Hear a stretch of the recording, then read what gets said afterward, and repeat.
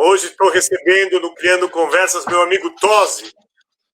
Todo mundo conhece Tosi, mas ele tem um nome completo, ele tem, não é só um sobrenome, né? Ele tem José Alberto Tosi, conheço já há um bom tempinho. E hoje estamos fazendo o nosso 10º, hoje você é o 10º convidado, Tosi. Já fizemos 9, né, no passado. Você é o 10º que vem aqui bater papo. E com certeza hoje vai ser um bate-papo muito gostoso. Tenho certeza também que a gente vai ter limitar 1 hora, porque senão a gente ficava aí a noite toda conversando, porque temos muita coisa comum para trocar, para conversar, para debater mesmo, etc. Então, Tosi ele vai se apresentar, ele vai falar o quê? Ele é muita coisa. Mas ele escreveu 2 livros muito legais, depois a gente vai falar mais ainda dos livros. Um é o SOS ONG, foi o primeiro livro dele, e o último, o mais recente, é o ONG Sustentável. Tem mais algum a caminho, Tosi? Fala aí, se tem mais a caminho. Não, só em projeto, por enquanto. Só em projeto. Diga quem você é. Fale aí. Todas as tuas qualificações.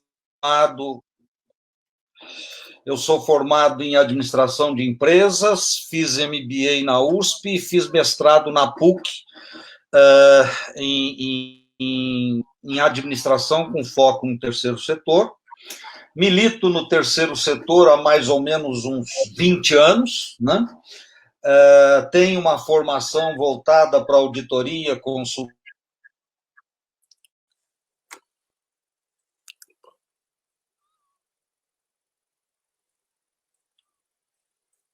Alô, travou um pouquinho.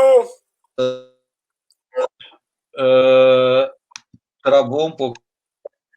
Travou o teu final. Eu acho que é o meu Wi-Fi aqui que não está. Vamos em frente.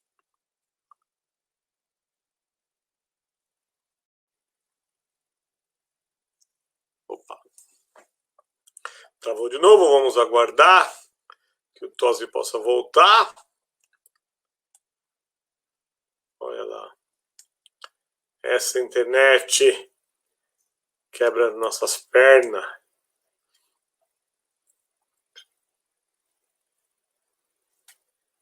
E aí, vamos ver se ele...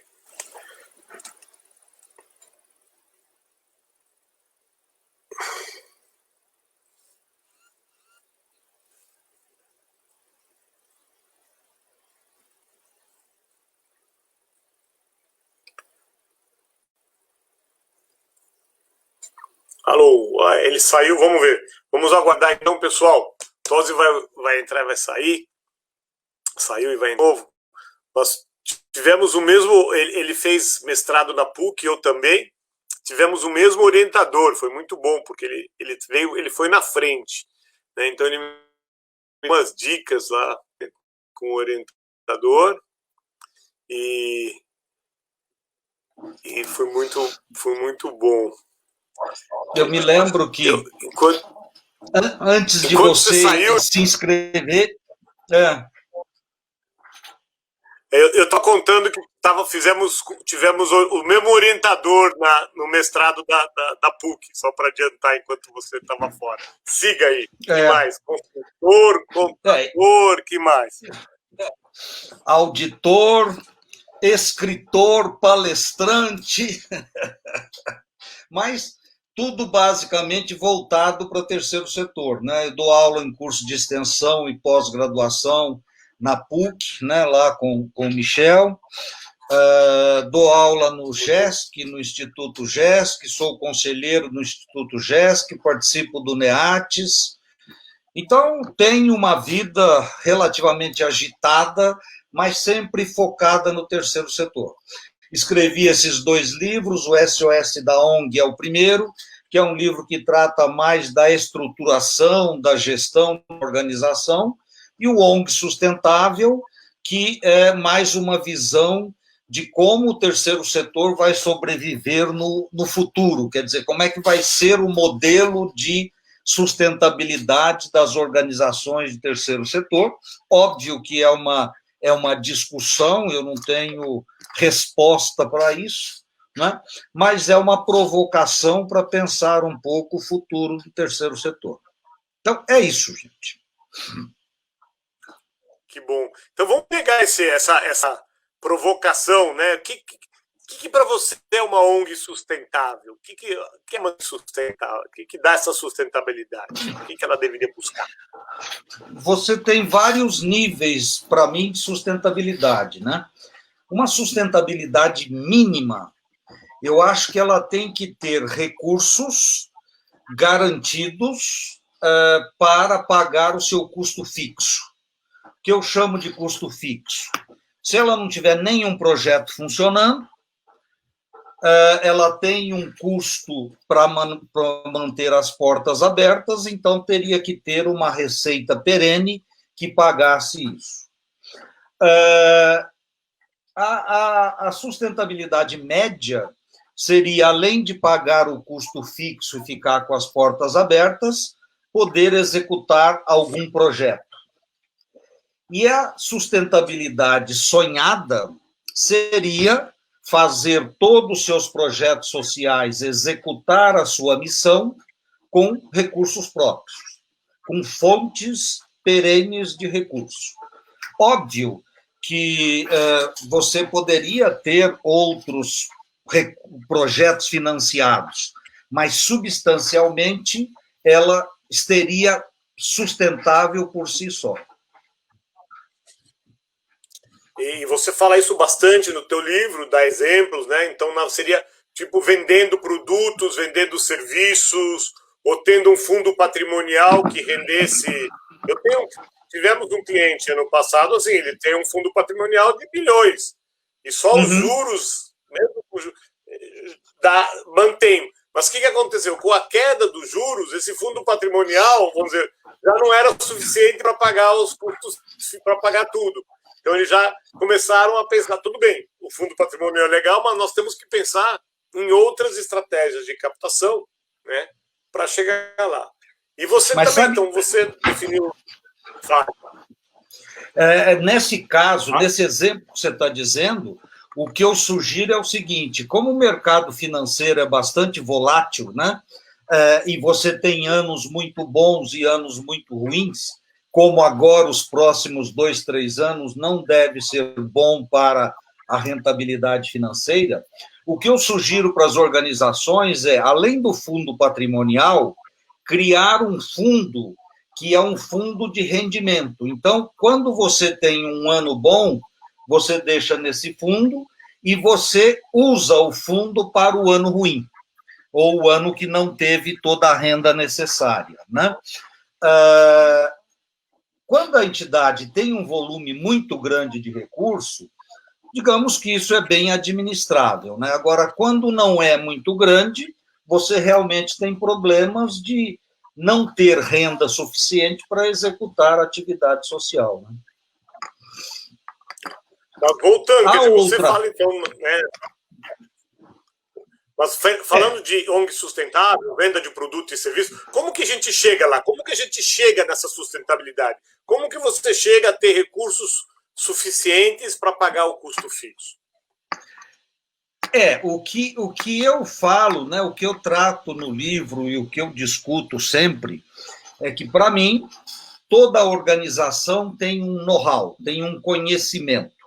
Ela usa recursos de terceiros para executar uma atividade social e, portanto, aprende como fazer essa atividade social. O melhor dos mundos seria pegar esse know-how e empacotar e vendê-lo.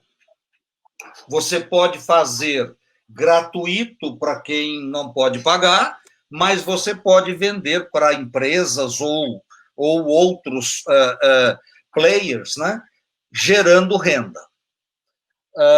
Porque, para mim, assim, toda organização tem um conhecimento adquirido. Este conhecimento vale dinheiro. Então, eu estive, o ano passado, numa organização que lida com pessoal de surdez. Você tem curso de Libras, você tem livro de Libras, agora você tem programas e todos os programas do governo precisa de gente fazendo lá a tradução simultânea. Isso tudo são oportunidades para essa organização criar produtos e vendê-los, né, gerando renda. Então, o conhecimento que ela adquiriu é suficiente para ela criar formas de vender esses produtos. Mas não é tão fácil assim. Não é tão fácil.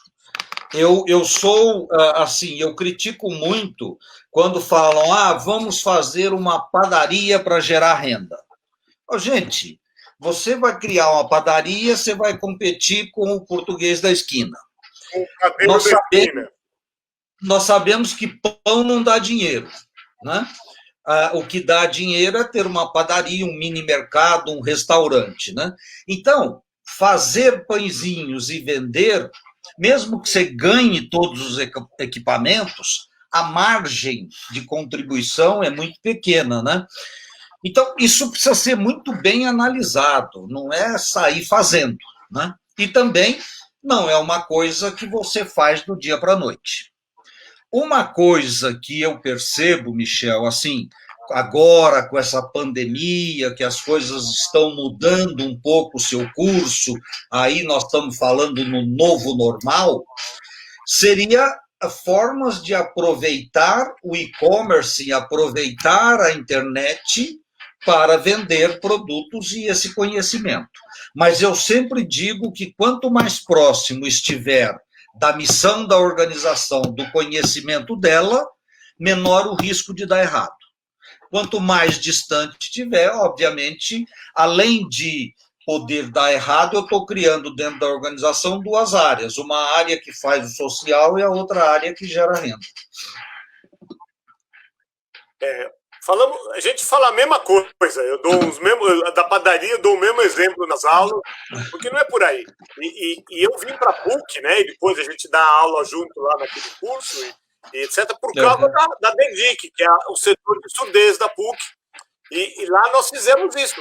A gente pegou o know-how que eles tinham, eles colocavam jovens surdos no mercado de trabalho e não ganhavam nada da empresa. E viram, eu mostrei para eles que isso é um valor muito grande. Vocês têm o know-how de capacitar a companhia. E aí a gente cria um produto, um serviço, que a gente monta com grupos de 15, 20 jovens e vende relativamente caro para as empresas, porque vai como jovem aprendiz e cota de deficiência. PCD. Exato, entra na cota de deficiência. Então, ela é um headhunter de PCD. E as empresas estão felizes com isso, porque estão, entre aspas, resolvendo. A gente foi tentar ver qual é o problema da empresa. A empresa ficava naquele turnover, o pessoal vem, entra, sai, fica, volta. Tiraram só para ficar repondo para poder atender a legislação. Eu falei, gente, não é só para atender, vamos fazer bem feito. E aí foi bom para a empresa, foi bom para a DEDIC naquela época. Hoje está um pouco mais difícil. Ali é mais difícil vender. Tem muita concorrência já nesse mercado de tradução, etc. Já tem mais concorrência. Sim. E o que eu sempre digo também, que você deve dizer, é que colocar um PCD na empresa não é simplesmente colocar para cumprir tabela. Há que haver uma adaptação dele dentro da empresa. Então, o RH precisa de um apoio. Então, a empresa, a entidade está vendendo uma consultoria, né? E aí você tem N exemplos. Eu sei, Michel, que não é fácil, não, mas eu já vi muita organização, já orientei muita organização a criar uma forma de geração de renda, que, ao longo do tempo, digamos que vai proporcionar, se não toda a renda necessária, uma parte, pelo menos, para cobrir custo fixo. E você sabe que a minha dissertação de mestrado foi sobre isso, né? Foi geração de renda vendendo produtos e serviços. Eu fui pesquisar isso E é legal quando a gente consegue vender o produto da causa, como a gente falou do surdo. Sim. Mas nada impede. Eu estudei a Rama Crista, eu não conhecia, lá em Betim, hoje eu já conheço. Eles vendem na tela de arame, né? Porque tinha consultoria lá do pessoal lá da época da Belgo Mineira que dava os arames para eles.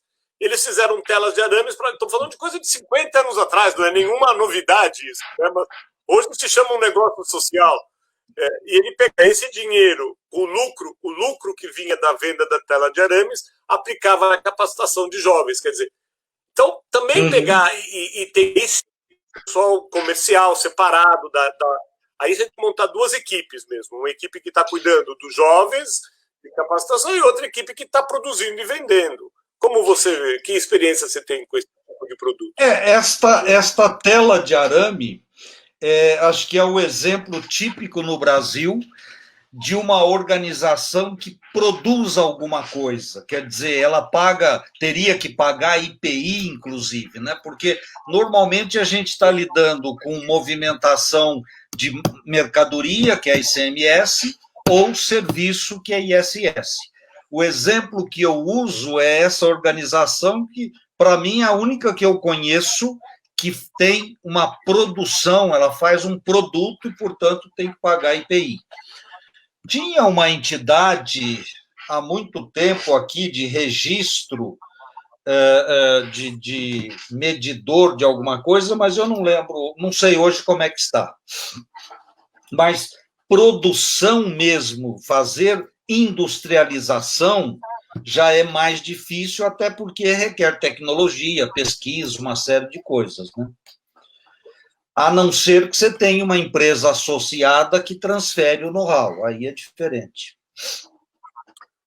Eles tinham apoio da Belgo Mineira no começo, hoje em dia compraram agora uma máquina que antigamente era só de ferro, né? Hoje já é encapado com plástico. O mercado também hoje quer telas de arames mais sofisticados, mas eles compraram. Esta fábrica gera resultado por volta de R$600 mil de resultado ano. Margem de contribuição? 600 mil. Então. E que isso representa 1/3 do que a organização precisa para sobreviver. Depois tem prefeitura, tem outras fontes. Então, mas a irmã Dulce fabrica. Esta organização, digamos que ela está num nível ótimo ou muito bom de sustentabilidade, porque se ela não captar nada, ela diminui para 1/3 as operações dela e continua funcionando normalmente. E uma coisa que eu sempre digo, é assim, quando você vai captar recurso, você é a pessoa que está na cadeirinha pequena olhando para quem vai decidir se doa ou não doa, se investe ou não investe. Então, o vetor é se o investidor vai apoiar o seu projeto. Quando você está produzindo alguma coisa, vendendo alguma coisa, primeiro, você está vendendo muito pulverizadamente, né? Então, eu não estou dependendo de um só. Segundo, se eu tenho um bom produto, eu estou vendendo para o mercado, então o vetor é de dentro da organização para fora.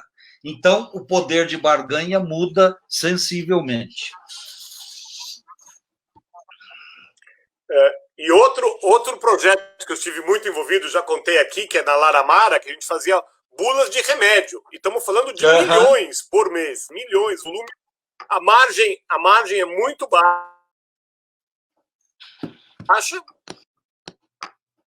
Tem que ter volume. Mas aí você tem escalabilidade, né? Funcionários 24 horas por dia trabalhando. Capital intensivo é uma gráfica grande. Você falou?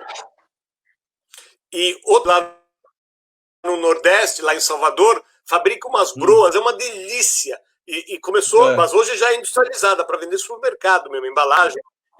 E é assim, começou com uma padaria artesanal, mas eles viram, não pão, mas fazem uma broa. Eles precisam inventar de como, porque ela é muito sensível para poder melhorar a embalagem, para poder vender nacionalmente. Vai vender muito esse produto também. Então, vender produtos, sem dúvida, ajuda nessa sustentabilidade. Né? É isso que eu queria. Sim. Só que tem que tomar cuidado com a questão tributária, né? Porque às vezes as pessoas têm a imagem de que, como é entidade sem fins lucrativos, não tem que pagar imposto nenhum, e não é bem assim.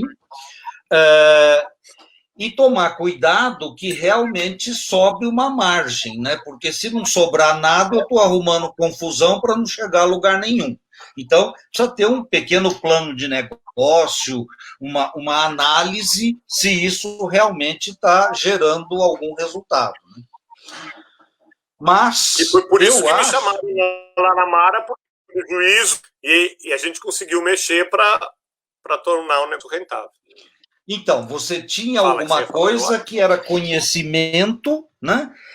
Só que não estava sendo rentável. Você foi lá, mudou uma série de coisas e passou a ser rentável. Então, esse é o segredo, né? Continuar mantendo aquilo que se tem, mas gerando renda para a atividade social.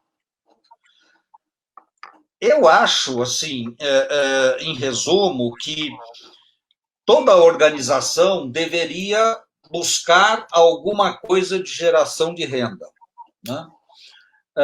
E geração de renda que permita escalabilidade. Hoje, a gente já fala em escalabilidade, ou seja, eu tenho que ter possibilidade que este produto, esse serviço, possa ser vendido em maiores volumes, mesmo com margem baixa. Então, vamos dar um exemplo. Quando eu falo de um curso presencial, eu tenho a questão de trazer as pessoas, uma sala, e tenho limitação do tamanho da sala, quer dizer, eu posso colocar, sei lá, 20 pessoas. Quando eu falo de um curso à distância, eu posso colocar 200, 300, 500, ou seja, desde que eu seja capaz de, através do marketing digital, captar pessoas para participar, há uma grande escalabilidade. Então, isso a gente tem que pensar muito quando fala em geração de renda, em produto, em venda de serviço, a possibilidade de ser escalável. Porque se não é, eu vou ficar limitado num determinado mercado ou num determinado espaço. Isso é muito importante. Não adianta ter margem alta, mas se eu vender para 10 pessoas, 10 produtos com uma margem alta, né, não adianta. Então tem que ter volume também, né? Tem que ter. Exatamente. Senão não vai mais. Mais uma vez o exemplo da padaria, né? Você vai fazer pãezinho, você não tem distribuição, você não tem escalabilidade nenhuma. Se você conseguir colocar bairro, né? A broa da irmã Dulce, né? Dentro de um determinado acomodação que possa vender na rede nacional de supermercados, é muito diferente, né? Então, sem dúvidas, a gente tem que sempre pensar em escalabilidade. É isso. Então, vamos lá, tudo bem. Então, essa ONG sustentável vai ter aí pelo menos 1/3 de renda com produto ou serviço, vai procurar outras fontes, vai procurar parcerias com o governo, vai fazer doações online, vai visitar grandes doadores, por aí, né? Quer dizer, vai ter esse... E que você fala do plano de recursos, né? Você também fala... Você usa o mesmo termo que a gente usa. Quer dizer, que é isso, é um grande plano de negócios, que não é só do negócio, mas de toda a renda que vem. Sim. E depois disso, como que ela se mantém? Como que ela consegue se perpetuar no longo prazo? Olha, essa pergunta vale $1 milhão, né? Quer dizer, eu fico pensando, né, como é que vai ser o futuro do terceiro setor em termos de sustentabilidade e financiamento da causa. Eu tenho uma crença que é o seguinte: do jeito que está, não vai ficar. Também não acho que vai mudar radicalmente do dia para a noite, mas acho que a tendência é mudar bastante este conceito que a gente tem hoje. Por que eu acho isso? Porque, primeiro, o dinheiro público está cada vez mais escasso, todos os municípios, estado e federação estão quebrados, vão ter que fazer alguma economia, e a economia começa na parte de financiamento de atividades sociais, né? E agora, mais ainda com a pandemia, estamos gastando mais ainda com saúde. Então, acho que nós vamos ter dificuldades em captar recurso público. Recurso privado, eu, pelo menos, acho que ele está cada vez mais competitivo. Você tem que responder editais, e ficou meio que impessoal, né? Eu recebo um edital, leio, preparo um projeto, respondendo ao edital, não sei para quem eu mandei, fiz upload no site, e depois vem lá um resultado da análise que foi feita. Isto... Antes disso, você reza, né? Depois que você deu o upload, você fica rezando. Fica rezando. O upload e o resultado, você reza, que é o que você pode fazer. Exatamente. Tem que rezar para que seu projeto seja executado.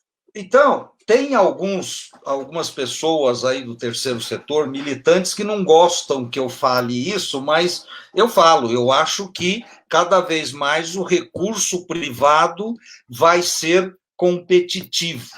E vai mais longe, você sabe disso, né? Que daqui a pouco o empresário vai medir o resultado social e o custo desse resultado social.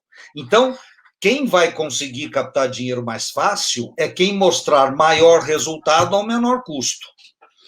Então, esta área vai continuar financiando, mas, na minha opinião, com uma certa competitividade, e eu acho que a organização precisa estar preparada para isso.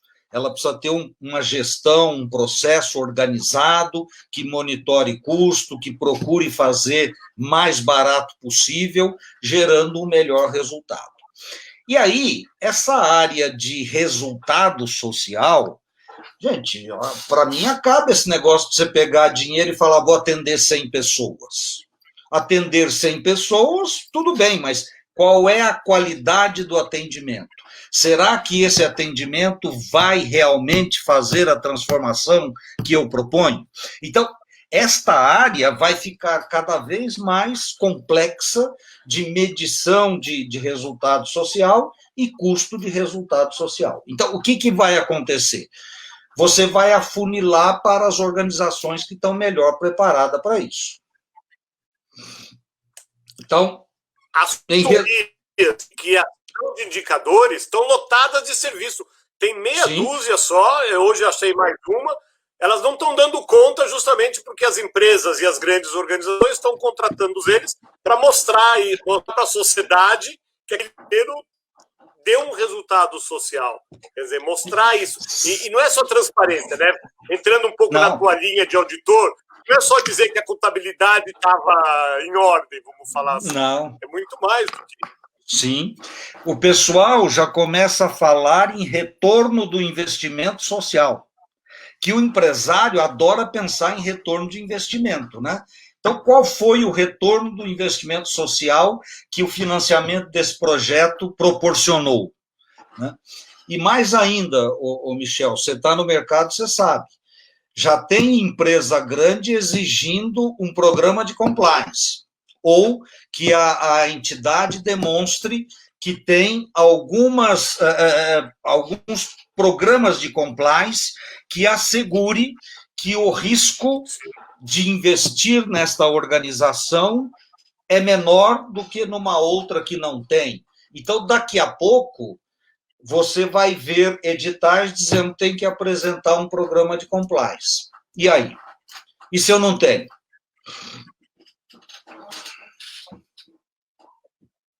Então, tem que ter, né? Aham. A Bianca coloca aqui para as pequenas, quer dizer, como que elas fazem para mostrar? Eu acho que dá sim, Bianca, quer dizer, você pegar, mostrar que aquele jovem que está participando da tua organização Lógico que você vai falar quantas refeições você serviu, quantas aulas você deu, mas você vai mostrar que o rendimento escolar daquele jovem que foi fazer uma atividade cultural, foi fazer uma atividade esportiva, que melhorou o rendimento escolar, que ele está mais sociabilizado. Então, mesmo as pequenas, com pequenos instrumentos de controle, de questionários, conseguem mostrar isso. Lógico, depende da sofisticação, mas dá para fazer. Mas e aí, a terceira grande fonte, você falou, governo está caindo, empresas estáveis, mas o mercado mais concorrente. E pessoas físicas, não é? Os Estados Unidos conseguiram, as organizações conseguiram crescer quando entenderam como comunicar com essas pessoas para doar. Eu concordo com você que é especialista na área, sabe, já ouvi você dizer muitas vezes que a nossa captação de recursos de pessoa física está aquém da média de outros países. Concordo plenamente. Agora, eu te pergunto, estou aqui agora para perguntar. Captar recurso de pessoa física é bastante pulverizado. E eu sempre digo isso, não sei até que ponto eu estou certo, mas você me corrija. Quem doa hoje para a organização são pessoas de média idade para cima. Atendem um telefone fixo e vai um motoboy buscar o dinheiro. Telefone fixo está desaparecendo. Daqui a 10 anos, quem será economicamente ativo é o jovem de hoje, que vai querer fazer pela internet, por celular, e eu tenho que ter uma mecânica de fazer isso muito mais simples do que o motoboy buscar. E ficar um bando de gente ligando para as pessoas. Danilo Jungers, que está aqui nos ouvindo, daqui a pouco ele já está caindo lá na cadeira. Isso é um estigma. Eu aprendi com ele também. Isso é um estigma. Hoje a gente não liga mais para fixo, a gente liga para celular, ponto 1. Hoje, captação. Todas as centrais de telemarketing tem muitas organizações vendo do telemarketing, dá dinheiro, fazendo bem feito. O Danilo está aí para comprovar. Mas liga-se para celular. Né? Motoboy caindo. Muitas vezes já também débito em conta, cartão de crédito, boleto. E também o motoboy, o mensageiro. E botar na conta de energia, botar na conta de telefone. Você pode fazer uma parceria com a empresa de energia, como eu tenho um cliente lá em Santa Catarina. Interior é muito comum conta de energia. O GRAAC simplesmente aboliu o telemarketing e a mídia digital. Quer dizer, você também hoje... mídias digitais, ação de pessoa física com boa comunicação. Você fala isso no livro, da questão da comunicação, de mostrar resultados, de ter um site. Né? E eu acho que pessoa física de mídias digitais, mala direta, impresso, telefone, são estratégias que se consegue buscar e fazer bem feito, dá para fazer.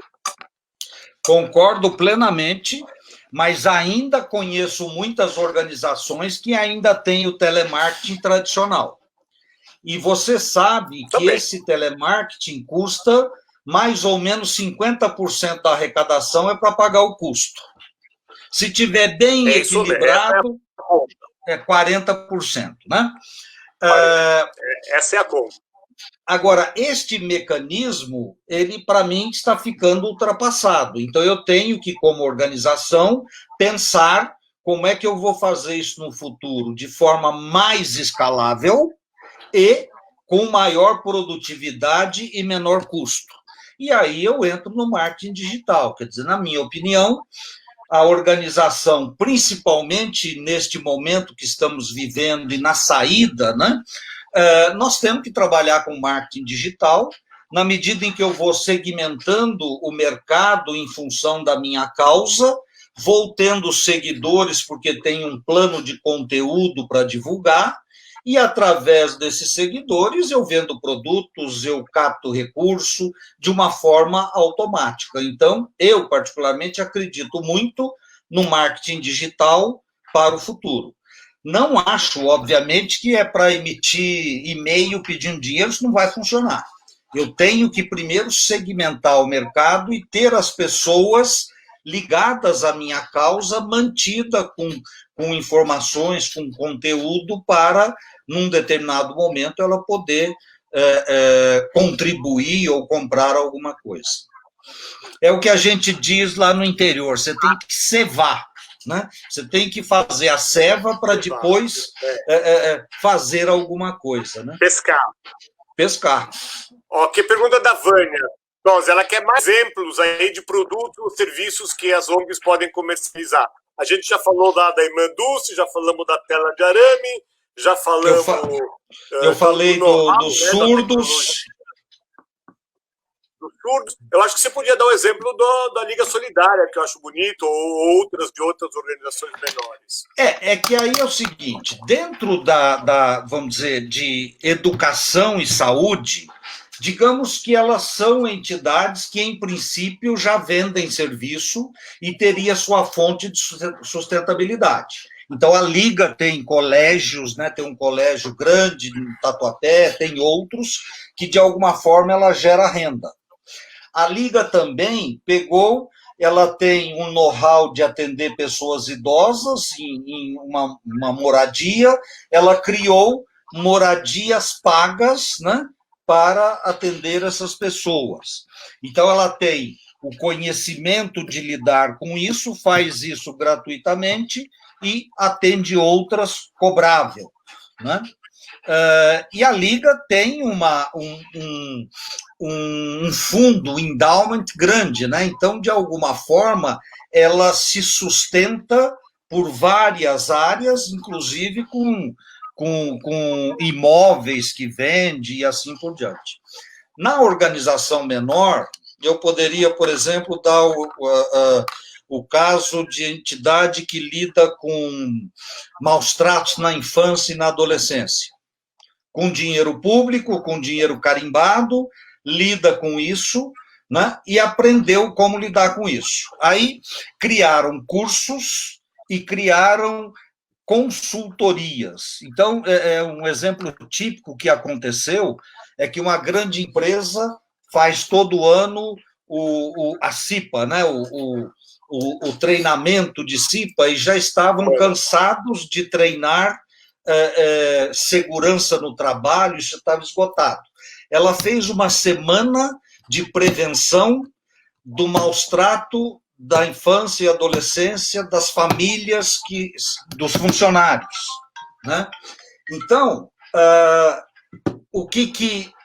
isso custou um dinheiro, a empresa pagou para esta organização fazer isso.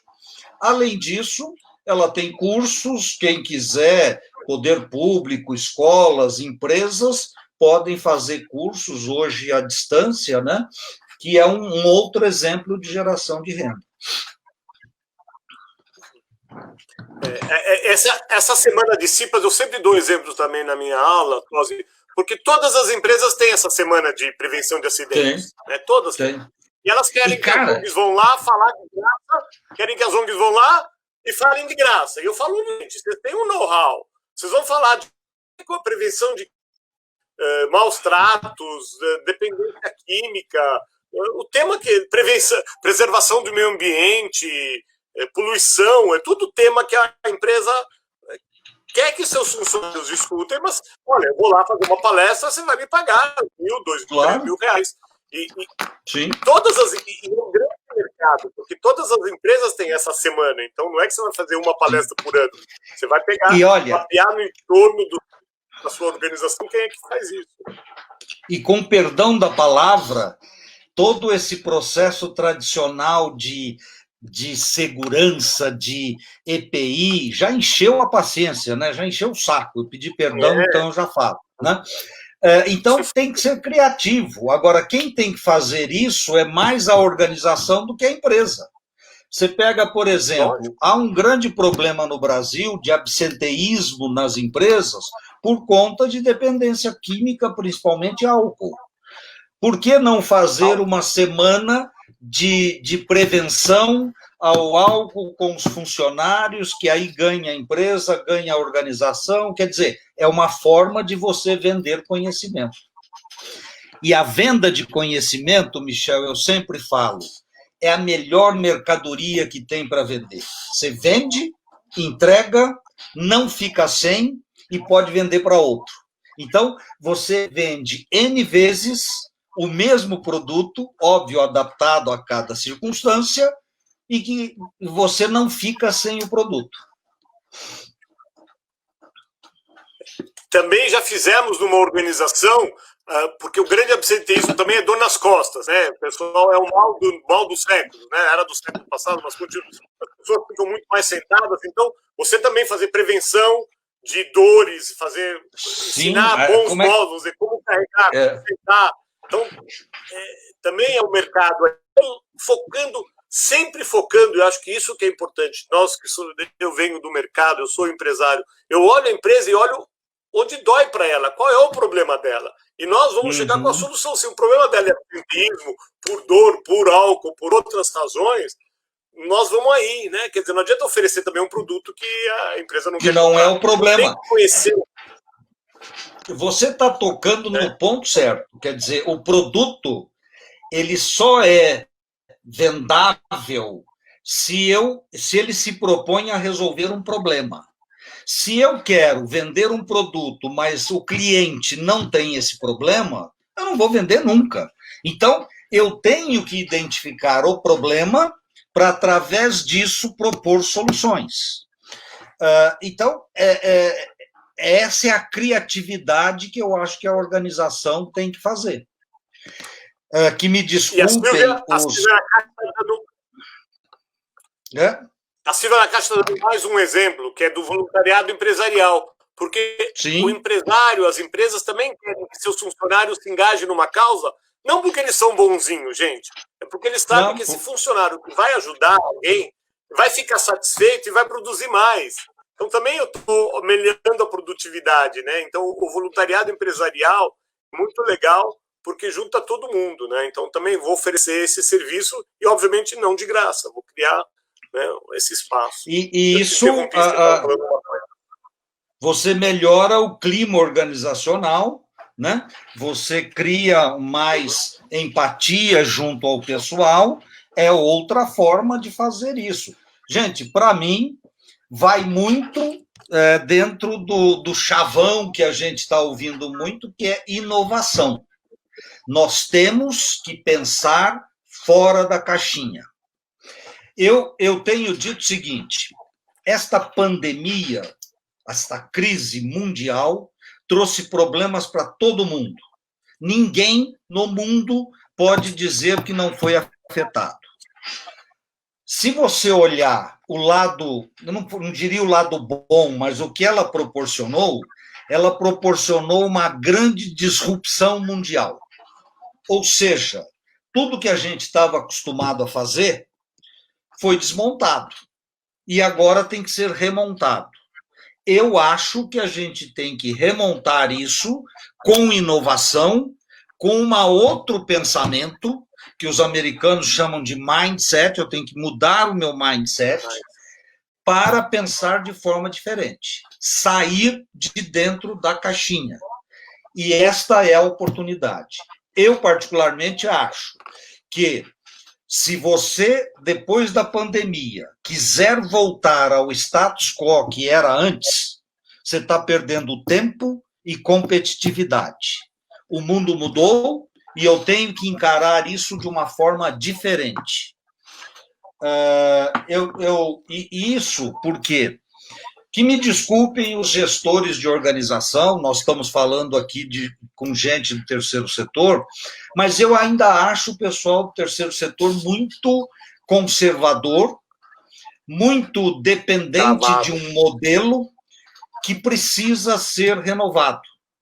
Eu enchi a paciência de muita organização antes da pandemia com esse negócio de marketing digital. Foram deixando, aconteceu. Eu não sou engenheiro de obra feita, mas quem já tinha um sistema funcionando, digamos que saiu melhor do que quem está lá dependendo. Outra coisa, sempre diz para as organizações, faça uma reserva de sustentabilidade. Pegue um percentual do que você movimenta e guarde numa reserva. esta reserva para que é? Para situações como essa que nós estamos vivendo. Quer dizer, quando você tem uma reserva, você consegue lidar com circunstâncias de econômico-financeira que outras podem não conseguir. Então, o que eu tenho dito é o seguinte: a organização que tinha uma reserva está passando por uma reserva razoável, ela está passando por essa pandemia sem ser hospitalizada, é uma Covid assintomática. A organização que não tinha muita reserva e não soube diminuir os custos está na enfermaria, hospitalizada. E a organização que não tinha nada está na UTI. Aí vamos ver se ela sai ou não sai, entendeu? Então, gestão, gente, é você planejar o futuro e ter alternativas para a crise. E vou dizer mais, gente, vocês sabem mais do que eu. Crise, esta é mundial, mas o terceiro setor vive em crise. Sai uma lei, afeta. Se não é o terceiro setor como um todo, são algumas organizações de saúde, de educação. Quer dizer, nós temos que aprender a lidar com crise, porque isso faz parte do nosso dia a dia. E acho que a inovação é uma saída, mas precisa pensar fora da caixinha. E pensando em crises, e nós estamos com uma que vai estar chegando, quer dizer, toda essa questão de alteração tributária que está se pensando vai afetar demais as organizações.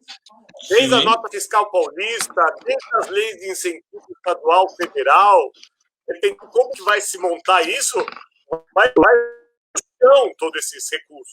Lógico, de novo, eu rendo no mínimo 6 meses de reserva. Não sei se você tem um número mágico mais, mas no mínimo 6 vezes o custo mensal da organização. E vai ser daí para cima. Muito distante. Muitas organizações não conseguem imaginar isso, né? Mas é o que a gente fala. E contrariamente... Estamos chegando nos 10 minutos finais. Fale. Contrariamente do que pensam alguns, é que se eu tenho uma reserva, eu não vou captar recurso, porque alguém vai olhar o balanço e falar, não, você tem dinheiro. O que você tem que colocar é separado como reserva de sustentabilidade, numa nota explicativa, transformar o que seria um problema uma ameaça numa oportunidade. Ou seja, você vai dizer, eu te garanto que eu vou executar esse projeto, porque eu tenho reservas se acontecer algum problema. Eu tive um cliente assim ano passado, Tosi, altas discussões. Não, vamos pôr o balanço. Não pode mostrar. Eu tenho 1 milhão em caixa, esse está sobrando, mas mostra o que você gastou, mostra que você é eficiente, que você capta mais do que você gasta, que guarda, que o gestor foi, olha, horas e horas de reunião para convencê-lo e estava difícil. E ele é um cara, um cara de mercado financeiro. O cara de milhões, o cara é muito bom, mas não entende isso.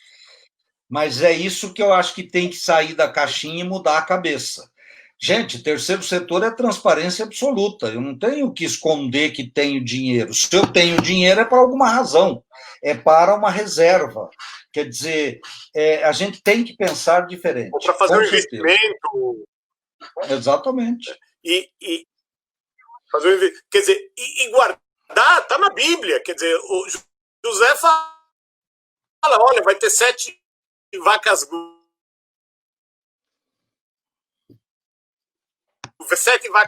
gordas, 7 vacas magras, vai vir tempos difíceis, precisa guardar. Então, não estamos inventando, não estamos falando nenhuma novidade. Muito bem. Não. Palavra mostrar os resultados, que eu acho importante. Falamos de planejamento. O que você acha, vamos dizer? O que você resume assim o nosso encontro? O que você quer deixar para o futuro, quem for assistir esse nosso vídeo? Que recado você dá aí para quem está aqui ouvindo também? Gente, vamos pensar um terceiro setor inovado. um terceiro setor com ideias modernas, utilizando a tecnologia que está aí se apresentando, utilizando o que as empresas vêm fazendo, buscando gerar renda própria e buscando uma estrutura de sustentabilidade. Não se preocupem com transparência, porque eu acho que isso tem que ser absoluto. Cuidado com a nossa geração de resultado social, que ela passa a ser cada vez mais importante. Estejam atentos ao movimento de mercado com relação a controles, a compliance, a toda essa questão, que eu acho que mais dia, menos dia vai pegar. Eu vi uma pergunta de alguém, que agora não lembro o nome, falando das pequenas organizações. O que eu estou falando não é um programa de compliance que serve lá para a Fundação Salvador Arena, vai servir para a creche ali do bairro. O programa de compliance ele é adaptado ao tamanho e às necessidades da organização. Não estamos aqui propondo coisas sofisticadas para quem não pode fazer. Isso tem que ser de acordo com o tamanho da organização. Mas, em resumo, gente, nós temos que pensar a nossa organização para o futuro.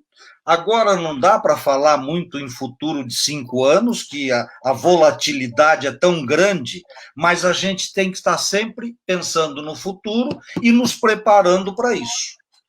Sempre com o pé atrás, com uma reserva, com alguma possibilidade de respiro se acontecer alguma coisa. Obrigado, Tosi. Nós vamos ter, semana que vem, vamos ter a Marina falando de comunicação, que vai falar bastante, ela é amigo do mundo, fala bastante de comunicação, dessa coisa, como se comunicar com a sociedade. Da outra, temos a Silvia, que está aqui nos escutando, que vai falar de voluntariado. Em geral, Silvia, como vai? Tudo bem?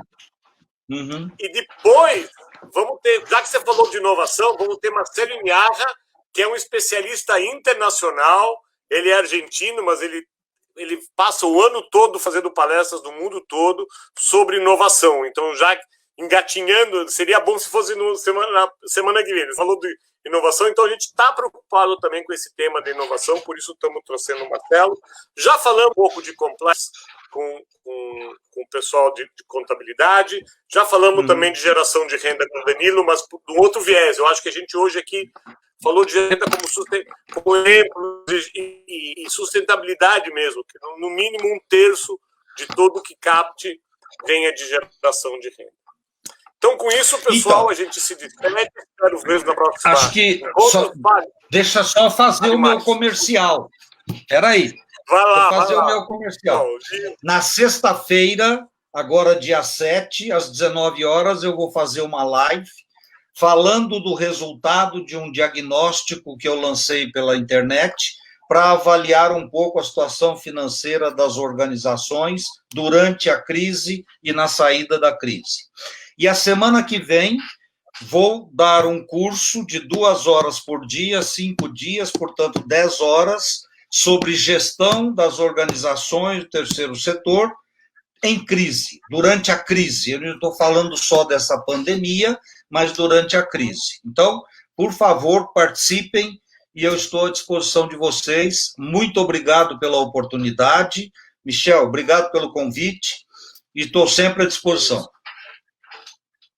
Acompanhem as nossas redes sociais do Tosi e minha, nós vamos divulgar esses cursos do Tosi, vamos dizer como que faz para entrar, live, onde a gente divulga nas nossas redes para vocês acompanharem por lá.